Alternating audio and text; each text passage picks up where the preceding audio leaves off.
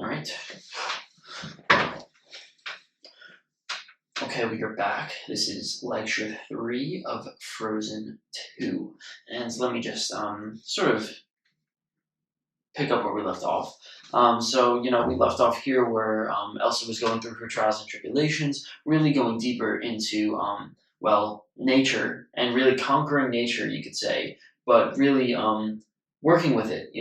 As we said before, she decided instead of to see the natural process of fire as this, she decided to see it as this, and she decided to work with it, to take him into her hands instead of fighting against nature. And that's exactly what she does. So she really tries to incorporate it into herself, and it seems like she's accepting her nature, you could say. And that's exactly what we do with kids. We or at least not in her case, but I mean, we try to get them to be in touch with themselves. We try to get them to be in touch with the way that they should act, and to understand their natural processes.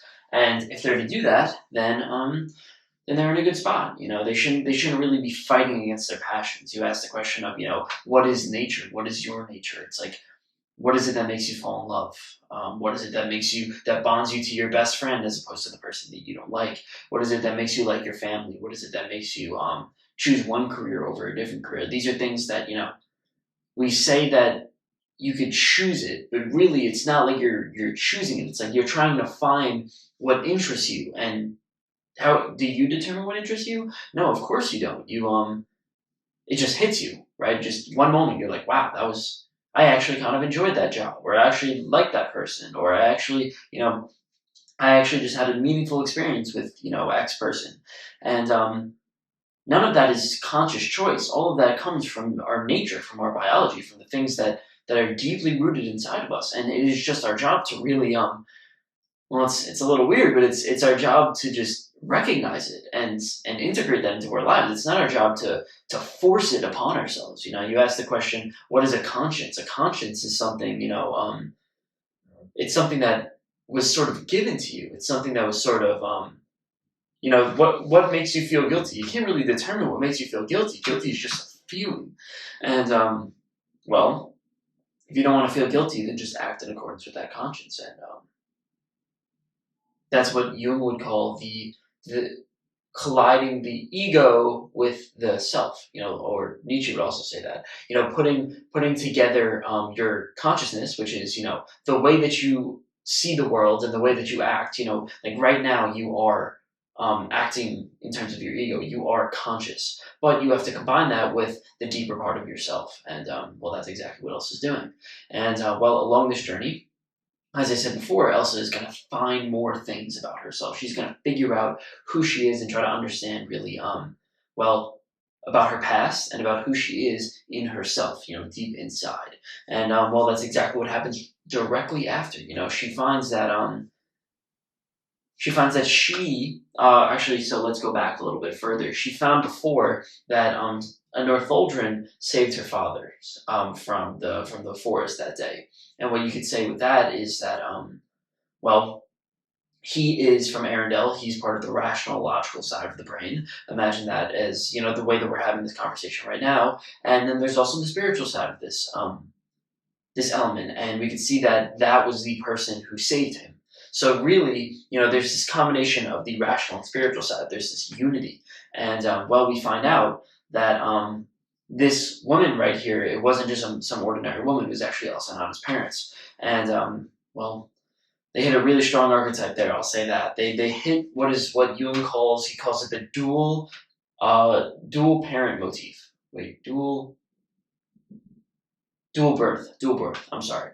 And they hit the dual birth motif, which is very, very interesting. And, let me see if I could explain it in terms of ways that would make sense. So, it's the dual birth motif is the fact that your parents, one of your parent is a god, and the other one of your parents is a human. That's exactly what happened in the birth of Jesus, right? That's exactly what has formed Western society. The fact that Mary, the Virgin Mary, was a virgin, and Jesus was conceived by the Holy Spirit. What does that mean? He was conceived by God, and one of his parents is God, and one of that is human, and therefore he is the unity of God and humanity.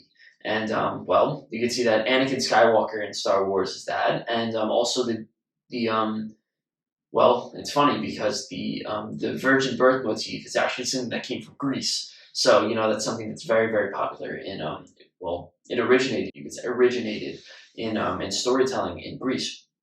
So this dual birth motif is something that exists everywhere. And what does it mean? You got to ask, what exactly does it mean for someone to be born of a divine spirit and born of a human spirit? And it says that you are both. It says that you are not just some one-faceted creature that only has one aspect to you. You are so much more complex than we could possibly expect. And even though you have this rational side of you, which in this case, the Virgin Mary would take the place of the Father, right? The rational, logical side of you, this flawed, imperfect side of you. There's that part of you, but then there's also this we'll say divinity, but the spirituality that exists inside of you that is so much more deep and so much more complex, and that is exactly what represents itself in Elsa and Anna's mother. And if you put the two together, then you have a being that is so completely complex. And if you put the two together, then you have Elsa and Anna, right? That's exactly what it is. So the child itself has has the ability to create logic and rationality, but it also has the ability to go so much deeper. And I think that's the most important part. So if we look at where they're raised, right? Elsa and Anna are raised in we could call it the perfect society. This logical, rational Arundelian society. So they were raised in the land of the Father, you could say.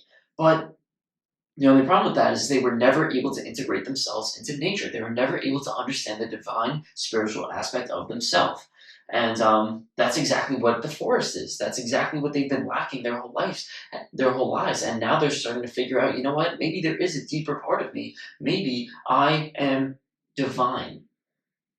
And that's exactly what Elsa's trip through nature is. That's exactly what the dual birth means. I have something that is so much deeper. The spirit that exists inside of me can extend so much further than I could have ever expected it to. And that's exactly what we're going to find out throughout the movie, that she is her mother. She is not only logical, but she's so much deeper and so much more spiritual than you'd expect. And that is exactly what is inside of every single one of us. There's that belief in Christianity that we are made in the image of God. And that's exactly what he was talking about. God is the one that made us, and God gave us a little bit of his divinity, you could say. But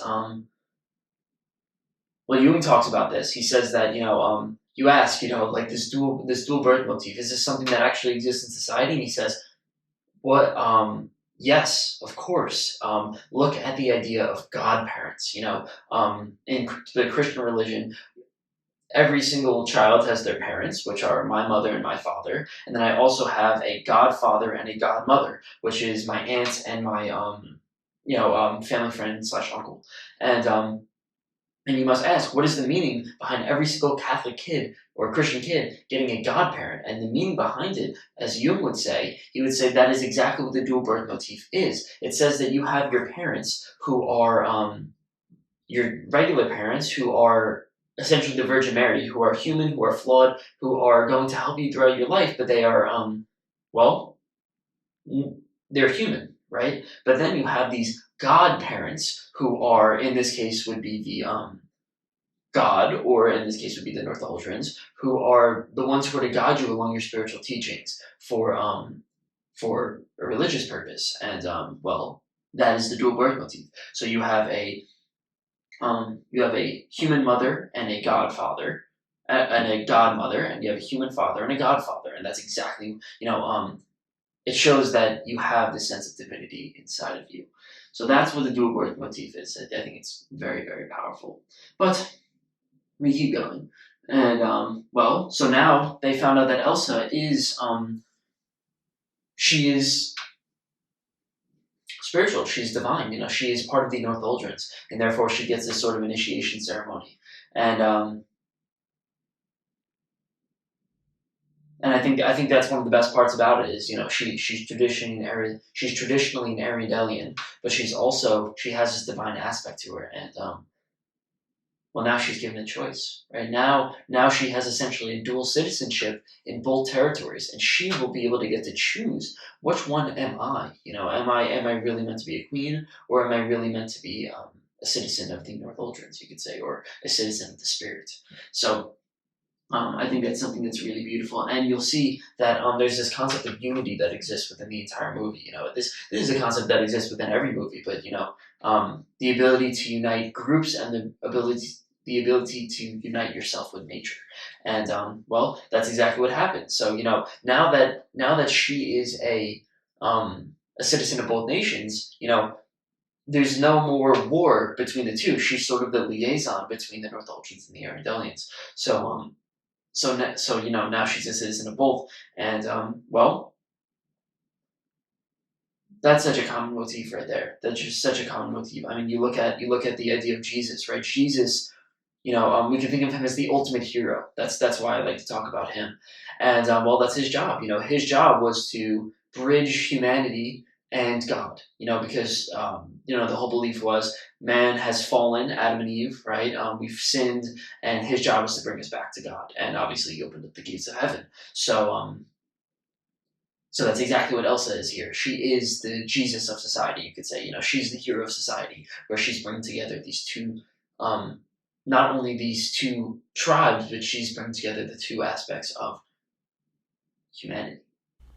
Well, as we move on to this part, there's sort of there's a similar message, but it's very, very clear exactly what they're doing here. So if you see, there's this idea of the fifth spirit, and this is something that they end up explaining at the end, but I want to explain it here because this is,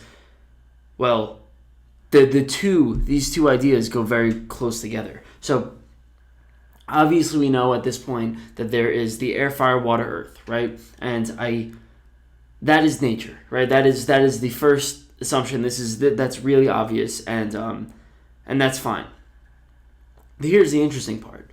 As we go through and we figure out, okay, what is the fifth spirit? Well, as we figure out as she goes deeper into her cave, we could say, right? There's this idea she steps on the fifth spirit and she sort of embodies it, right? There's this idea of step into her power, and we got to figure out kind of why is it that when she steps in it, she becomes the fifth spirit. And if I were to explain it to you in a way that makes sense, I will explain it to you actually in the idea of the force. This is the, I would say, if we're talking about methods of how to formulate yourself in the world, this is maybe one of the greatest ones that I've ever seen, and it's true in Star Wars. So I think everybody knows in Star Wars this idea of the Force, right? The idea of the Force is that you must connect, right? The Force is the universal connection of nature, right? It's literally just everything. It permeates through all living beings, and it's life itself. You could say that is the Force in the Star Wars world. And you could sort of abstract that to, just the spirit in general, right? Like, it's just the spirit that exists within all of us. And, I think nobody would deny that. I don't even think that's controversial to say that we're all spiritual beings. That's the,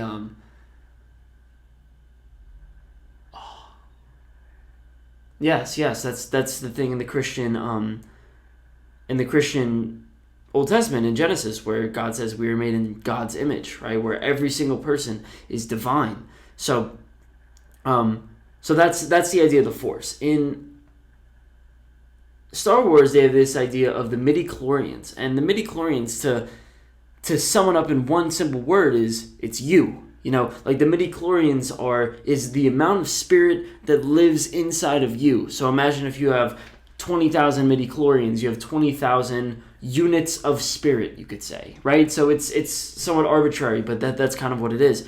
And well, the whole goal of being a Jedi and the whole goal of Elsa, in this journey, is to unify the individual spirit with the universal spirit. So to unify the midichlorians with the Force. To unify, in Elsa's case, the individual with nature, right? And I think in this movie they say it a lot more plainly. Unify the individual with nature. And if I were to explain it in the best way, I would explain it with the Hinduism religion. There's an entire religion that is based off this entire theory. It's the idea of, so the Brahman is the idea of the universal spirit.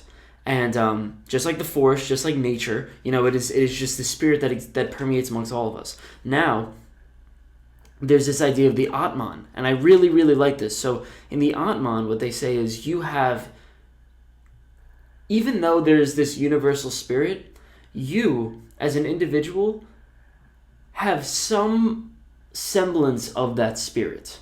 But at the same time, you are not that spirit perfectly. You don't match it perfectly. So, I mean, if you were to look around, you were to say every single person has a different personality, every single person has a different, fingerprint, DNA, like we're all completely different people, and therefore we all have slightly different spirits that all are slightly different from each other. And no two people have the same spirit. It's the same idea with fingerprints. And you call it your spiritual fingerprint. I like that. But that's the Atman in the Hinduism religion. And the entire goal of being a Hindu is to connect your Atman with the Brahman, right? So, what does it have to be? Do they have to become literally the same exact thing? Not really. The idea is that they have to be united. They have to be unified. And I had this lady on my podcast. She her name was Emerald Wilkins, and what she did was she did a trip on ayahuasca, and what she had this vision where she was God, like she was, imagine like a giant bubble, and God was the bubble, but she wasn't God himself. She was this little bubble that attached to God, and she said she was God, like her and God were one, but at the same time there was, like, she wasn't, she didn't immerse herself in the giant bubble. She stayed as almost like a leech on the side of God. So therefore, she connected with the spirit, you could say, this universal spirit. She connected with the Force, but she connected with nature. But at the same time, she was separate from it. She was able to extract her individuality and still keep it. So that's the idea in Frozen. And well, there's one thing that I find that's really hilarious in this. I bet you when the directors were making this movie, they didn't realize that they formulated an entire religious thought. Like there's an entire way of connecting with the spirit that exists in this movie, and I do not think that they planned this. I don't think that they had this in mind as they're creating it, and this just shows, as I just told you, the Hinduism, Frozen, and Star Wars, and the ayahuasca trip. So I told you 4 different stories where they all have the same exact meaning in them. And, well, that's the idea of an archetype, right? If you were to see, an archetype is something that registers below conscious awareness most of the time.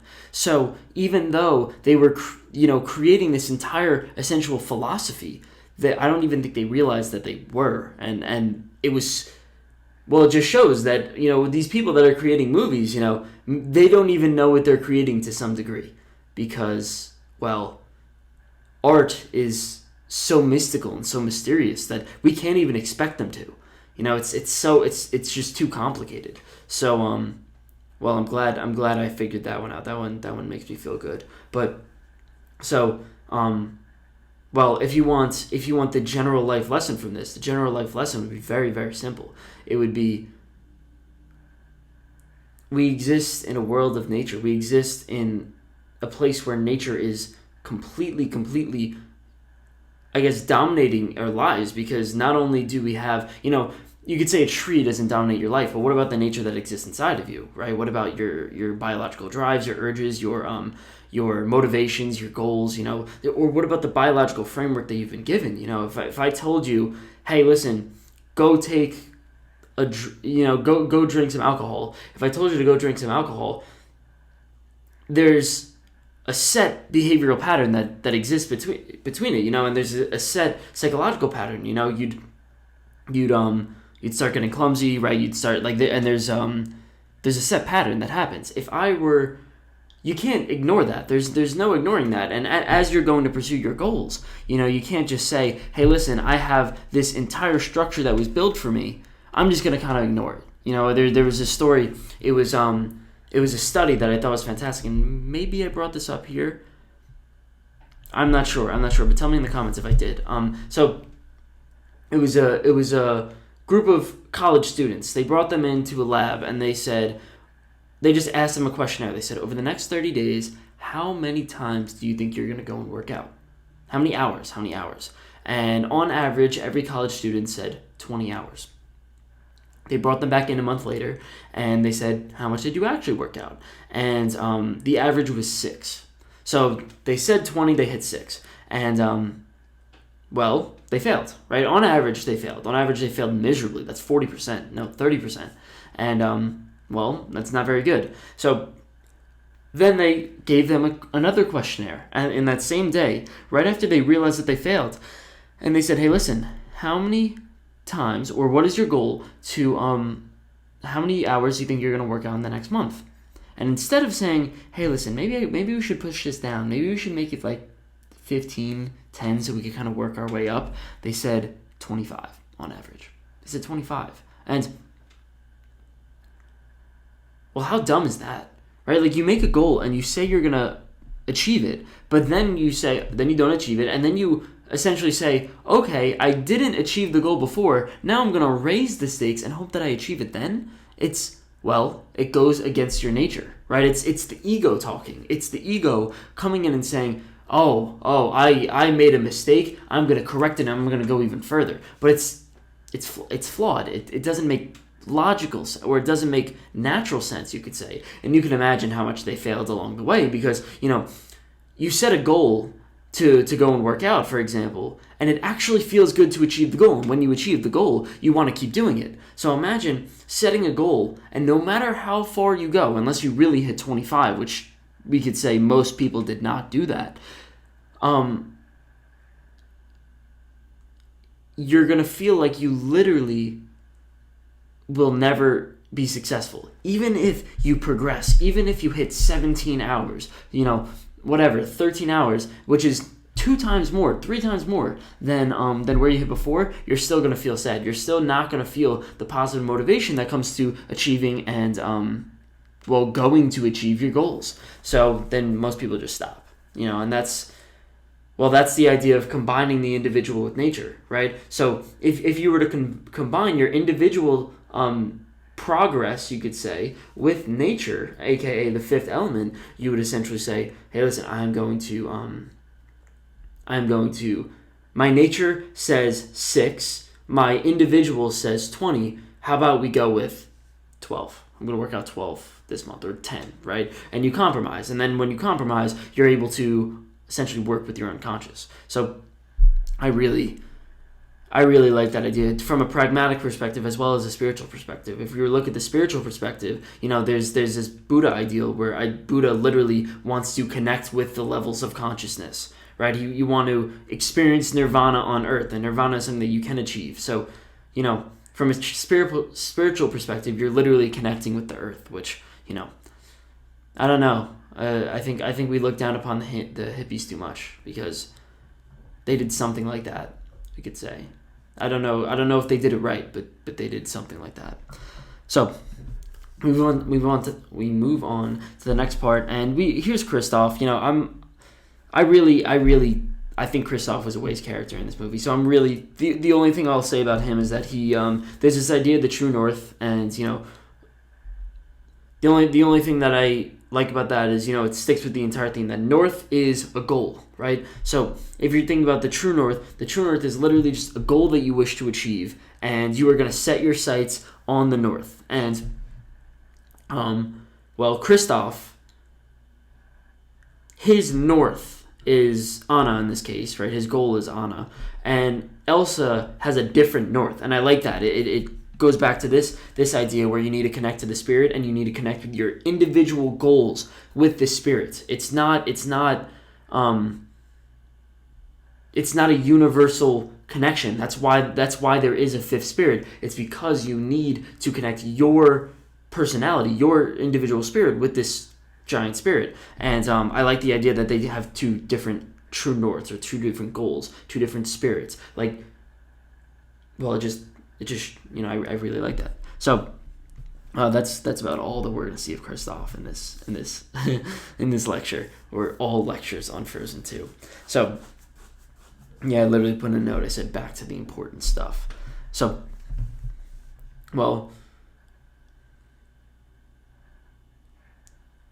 Elsa keeps going north, and as she keeps going north, she starts to learn a bit more about her past. I think we get the idea so far, and I like this idea. So she sees her parents, right? And as she sees her parents, she realizes that her parents were also trying to go north, right? They were also trying to figure it out. They were also trying to, determine a goal. And she goes inside of there, and here we figure out what Atahalan is, right? And you see that you have to cross the Dark Sea to get there, which I will get to a little bit later. But we get there, we figure out that Atahalan is, sort of like the source of her magic, but we also say that's the goal that they're trying to achieve. So I'll explain the source of her magic a little bit later, but as we go to this idea of her going to her true north, we realize that her parents failed along the way. Her parents actually were trying to go and achieve the goal that Elsa was trying to achieve. They were trying to find Elsa's individual soul. They were trying to go to Elsa's place. And, there are two interpretations that you could have of that, and I like both. That's why I'll say both. First one is, it's a surface level interpretation. So the surface level interpretation would be, Elsa's parents were too sheltering and too protective, which we already know. Because they were too sheltering and too protective, they wanted to solve Elsa's problems, or they wanted to find the source of her magic, in this case. They wanted to find her soul for her. And, you just can't do that, right? That's the idea of the is that the Oedipal mother?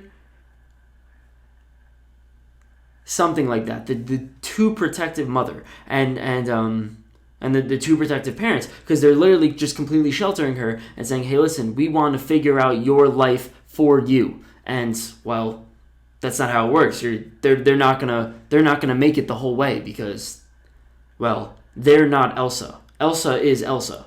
So that's the surface level interpretation, which it goes with the theme, but I don't really, there's not much of a deeper meaning behind it. It's the life lesson there is just you are an individual and you have to figure it out for yourself, which I think everybody knows at this point. The second level interpretation is going back to this sculpture right here, and the entire backstory of the father, So the father here, he tells the story while he is alive of his failed hero's journey, his failed attempt to unite the Northuldrans and the Arendelians, right?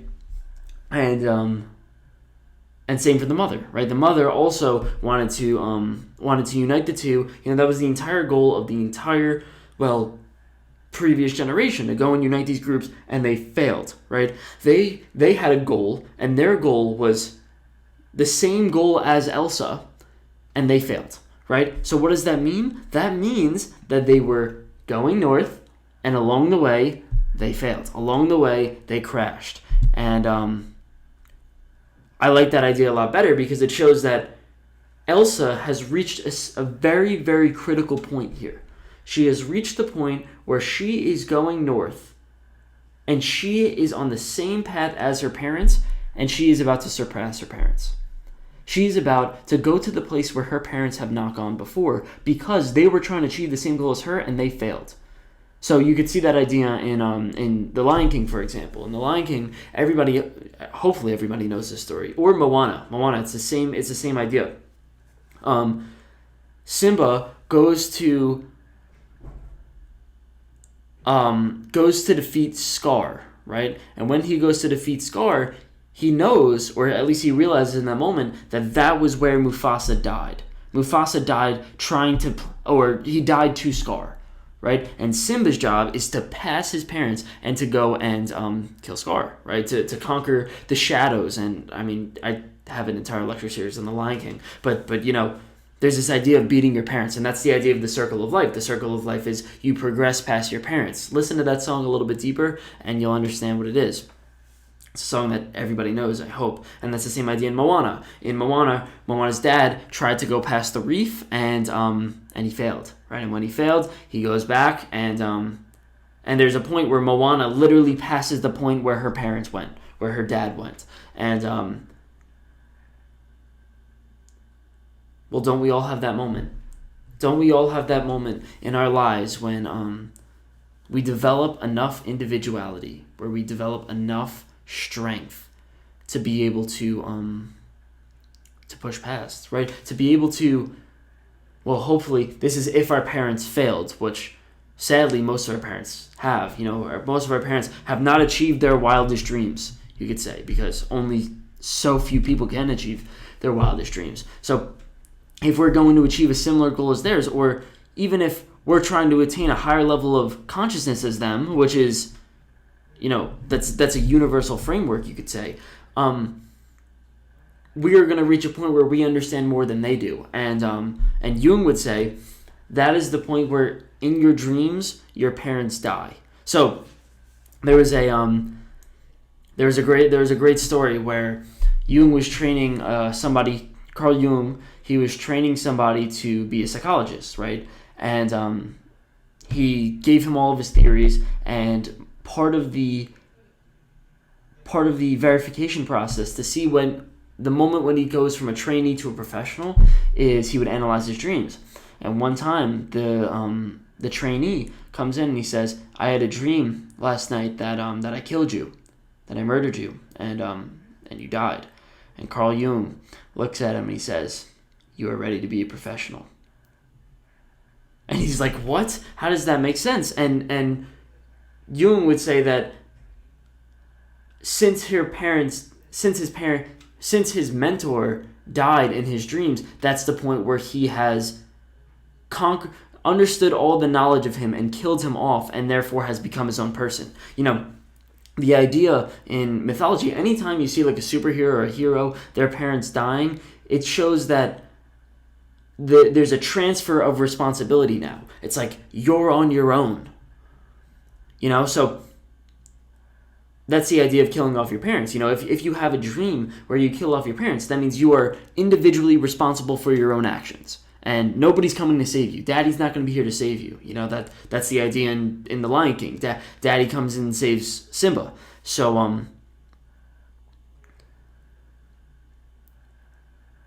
this is a big point in Elsa's journey. It's a process of maturity. It's one of those points where you get there and you realize, all right, I've actually gone somewhere. I'm going to figure this out, and well, I'm on my own. I'm not going to have any more help from my parents. So yeah, then we had this little drama with Elsa and Anna. She sends her off, and now there's well, that's a good point, right? So we've hit the point where Elsa really has to go on by herself. So she sends Anna and Olaf. She says go away, and she is now on her own. And this is something that happens within Elsa's psyche, right? Elsa is coming and saying, "Hey, listen, not only am I ready to be alone, I want to be alone." And she's saying, "Get out of my face," right? This is my turn. I need to do this by myself. And I like that idea. So now, literally, she's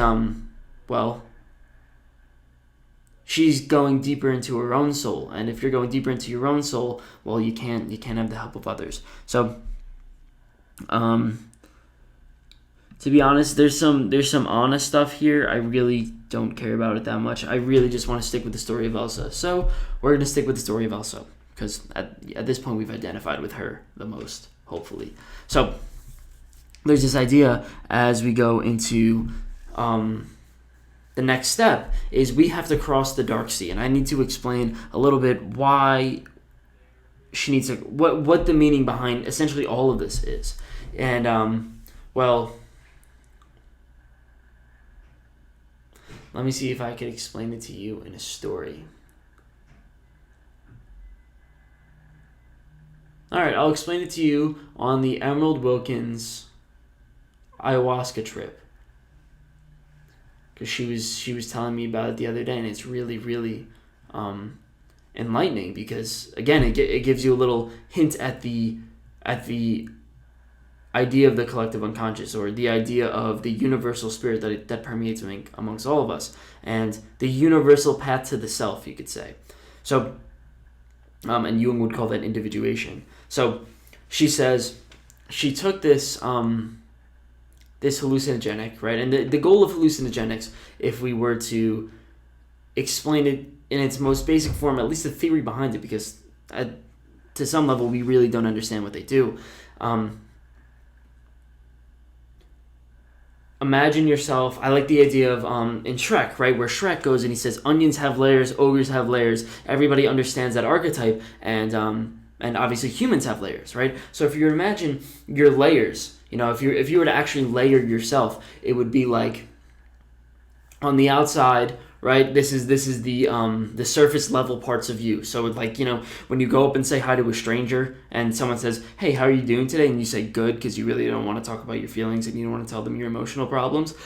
That's the surface level. And then you dig a little bit deeper, and then you have like, sort of you could say your well, if we're going with the friends example, right, you have your acquaintances, and then you go a little bit deeper, and you go a little bit deeper, and then you have your best friend in the middle, or the person that you love the most, who you tell the most to, and that idea exists exactly the same with the self.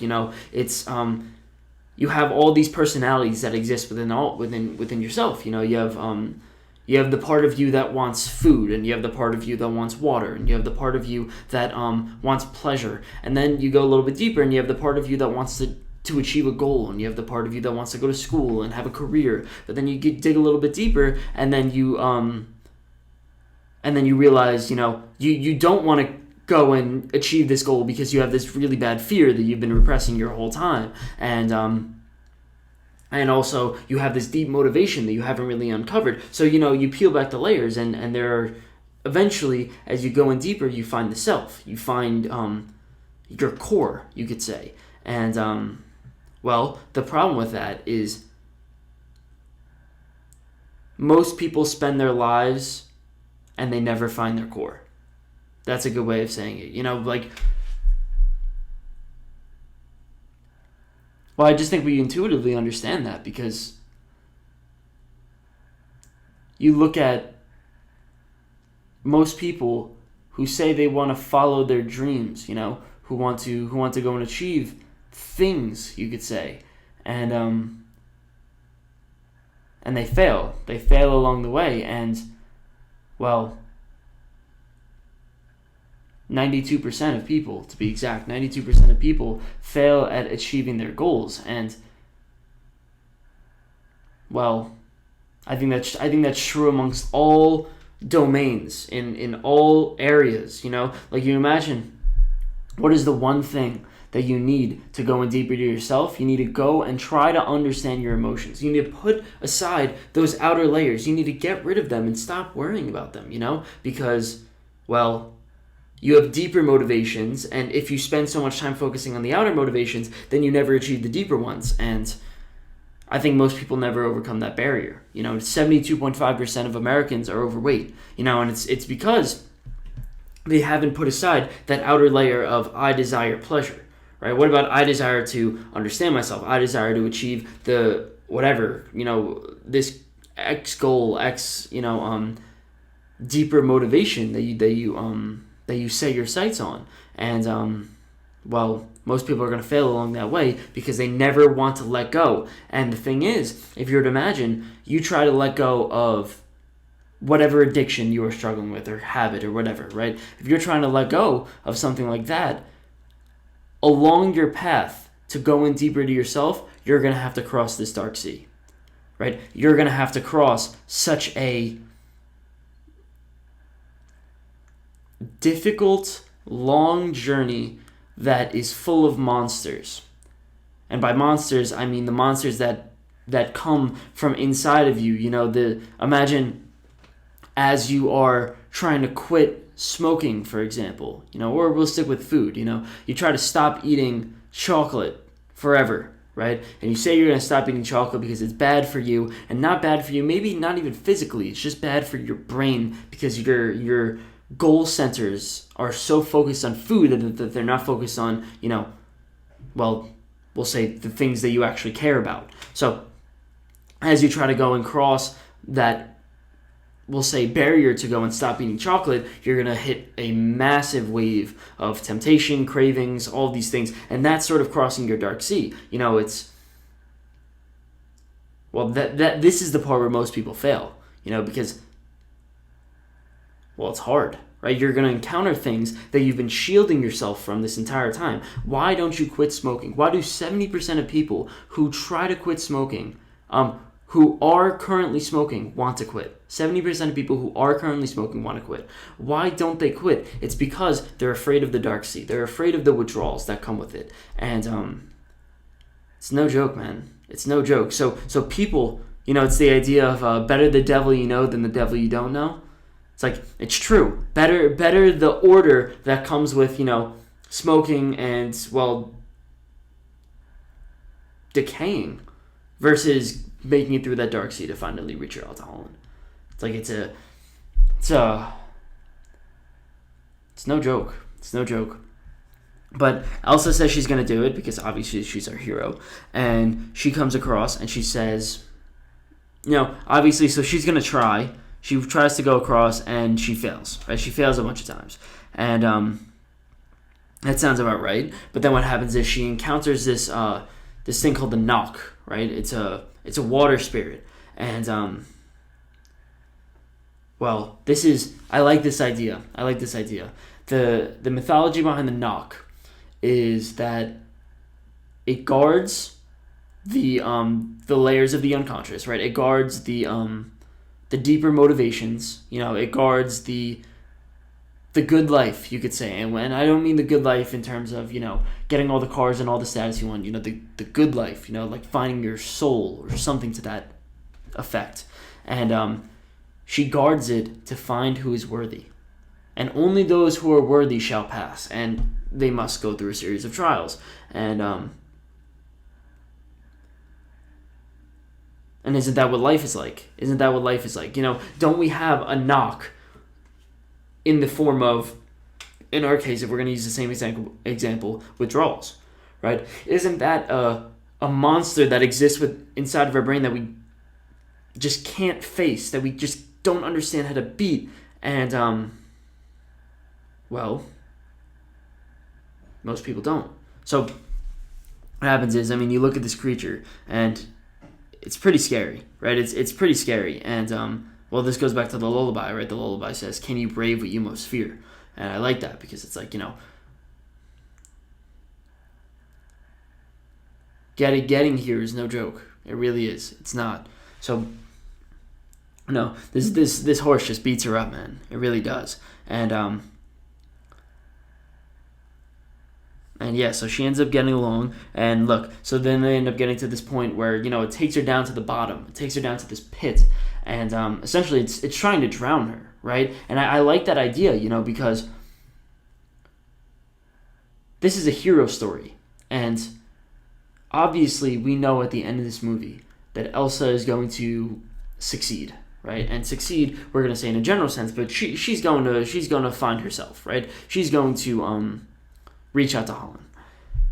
But the thing is, we must realize to some degree, most people don't. Like, at this point where where the knock is bringing her down into the water and is ready to drown her. You could imagine this as analogous to the point after, after 2 weeks of struggling to quit drinking, smoking, eating, whatever, and you're just sick of it. You're just tired of the kale. You're tired of, well, if you're doing it right, just the more healthy things. And you see that chocolate and it's looking really good. And most people drown. Most people drown in this part, and obviously Elsa's gonna find her way out of it, but this is the point where most people literally just cannot find their way out of it, and they drown, right? And the symbolism behind that is it's not like you actually die, it's not like you're actually drowning. What are you drowning in? It's like your dreams die, your goals die, You set a goal to go and stop eating chocolate, and the day that you eat chocolate is the day that your goals die. And that's the belly of the whale. Right? The belly of the whale is the day that you are staring face down, you and the chocolate. I got my AirPods case here. You literally are staring at the chocolate, it's staring right back at you, and you either beat it or you take the chocolate. And,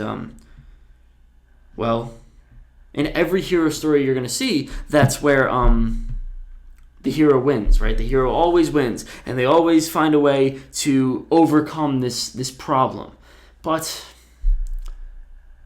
that's why I like the movie Dead Poet Society, because in Dead Poet Society, spoiler alert, give you a second to pause.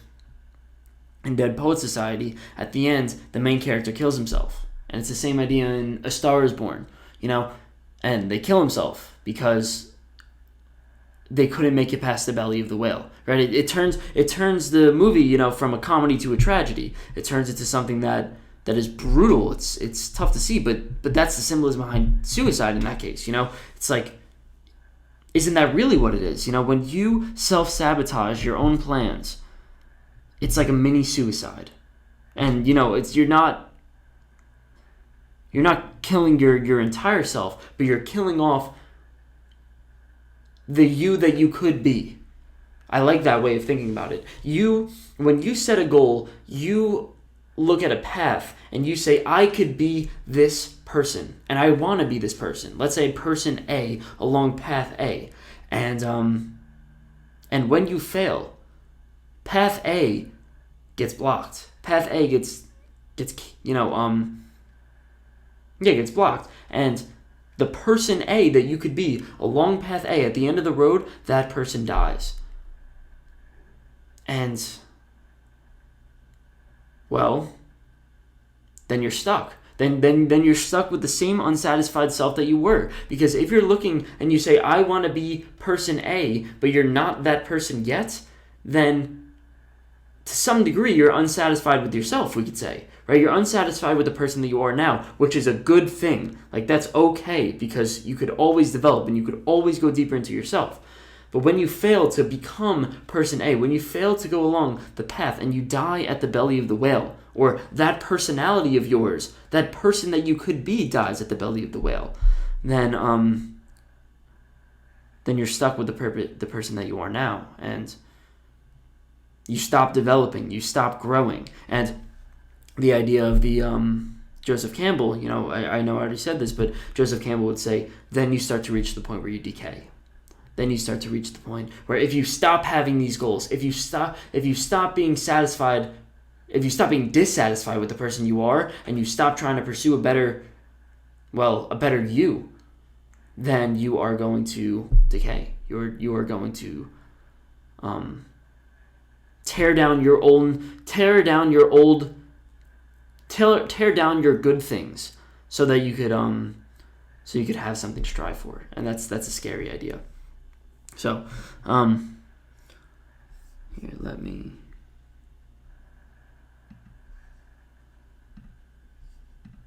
Okay, so, all right, we'll go a little bit further, and then for the next one, she will reach herself, and that will probably require an entire episode upon itself. But so then you ask the question of, so I just gave you the problem, right? I just gave you the problem that most people die from their monsters, right? They die from Well,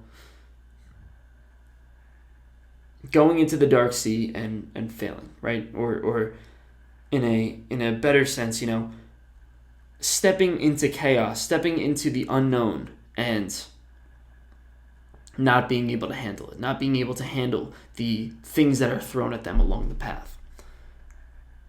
The question is, what is the right way of doing it? And I've spent a lot of time thinking about what is the right way, because I would argue that most of the way that mythology tries to depict it is wrong. And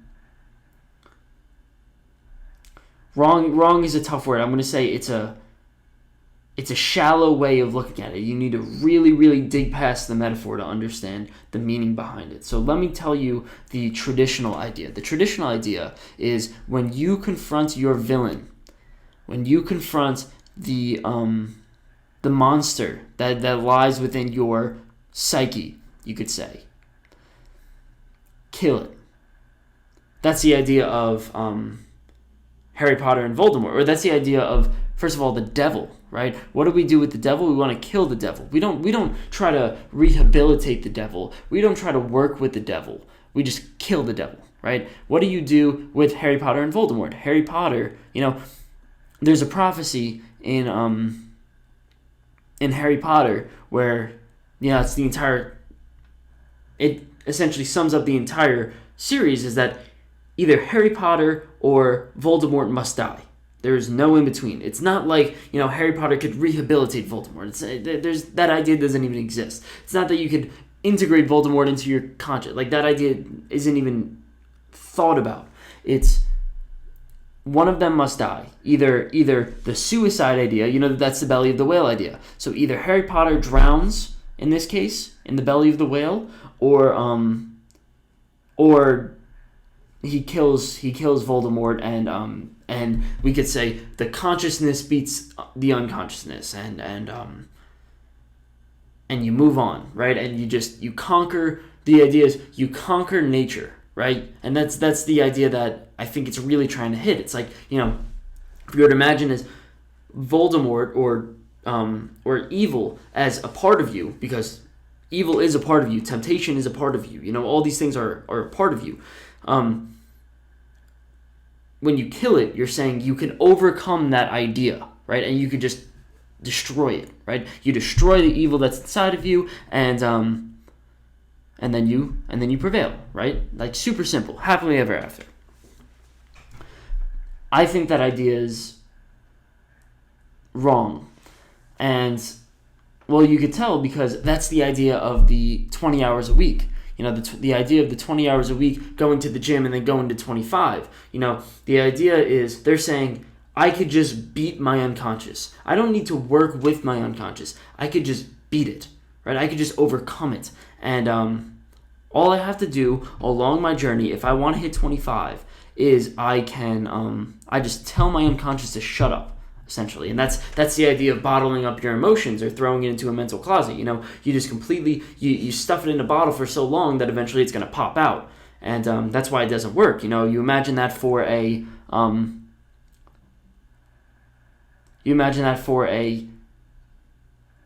well, we'll go with the cigarette smoker, for example. The cigarette smoker, it's the idea of literally saying, cold turkey, figure it out. That's what the kill the villain archetype sort of says. It says, cold turkey, stop now, figure it out. And there's no working with your nature. It's just destroying it. It's conquering it. The idea in well, I'll give you the idea in Moana, because I think the idea in Moana is a little bit clearer. So this is the villain in Moana. And well,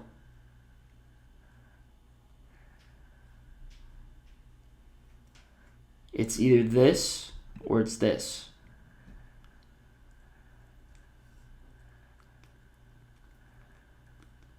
Actually, no.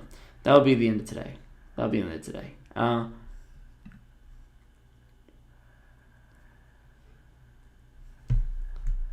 yeah, I think the belly of the whale is a good place to stop because well, we figured out the problem. We figured out that most people don't succeed. Well, now we got to figure out how to succeed. So that's good for today.